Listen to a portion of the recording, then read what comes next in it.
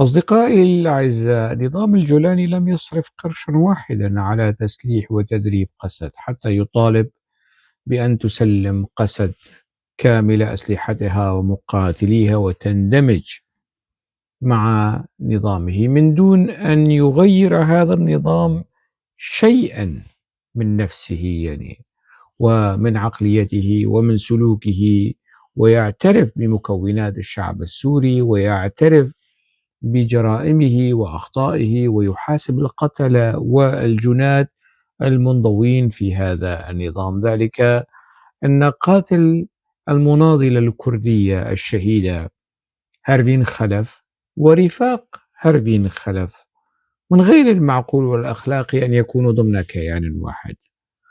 من غير المعقول والأخلاقي أن يكون محتلي والذين عفشوا وفظعوا في عفرين الجريحة من ميليشيات بولات وأبو عمشة ومرتزقة الاحتلال التركي أن يكونوا أيضا مع أبناء عفرين الموجودين في قوات سوريا الديمقراطية ضمن كيان اسمه وزارة الدفاع السورية. يعني وزارة الدفاع السورية ينبغي أن تتغير. عقيدة هذا النظام، فلسفة هذا النظام، سياسة هذا النظام وكراهيته للتنوع الثقافي والديني والإثني في سوريا ينبغي أن تتغير. استماتته في الدفاع عن مركزية الدولة ذات المنشأ البعثي القومي الديني العفلقي ينبغي أن تتغير. الدولة الإسلامية على زمن الخلافة الراشدة لم تكن مركزية، على زمن الخلافة الأموية لم تكن مركزية، على زمن الخلافة العباسية، حتى على زمن الخلافة العثمانية لم تكن مركزية. أصلا النشطاء وقادة الفكر والرأي العرب الشهداء الأصلاء بماذا كانوا يطالبون النظام العثماني؟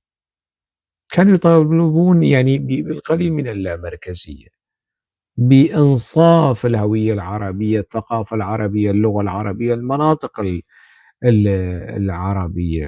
الآن نظام الجولاني تماما مثل جماعة الاتحاد والترقي، تماما مثل القتلة، وهم لم يكونوا عثمانيين، أقحاح، كانوا جماعة الاتحاد والترقي الذين أطاحوا بالسلطنة العثمانية.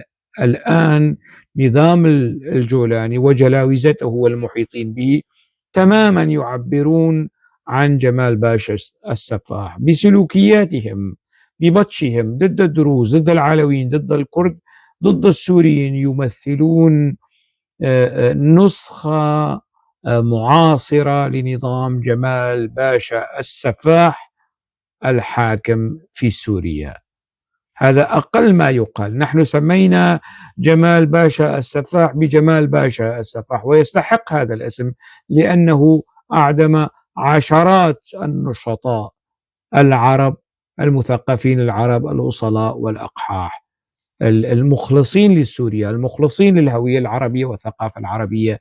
نظام الجولاني أعدم أكثر من 2000 شخص، قتل أكثر من 2000 شخص في الساحل السوري، وقتل أكثر من 1500 شخص في السويداء، وقتل أكثر من عشرات الآلاف السوريين على الأراضي السورية من كل المكونات.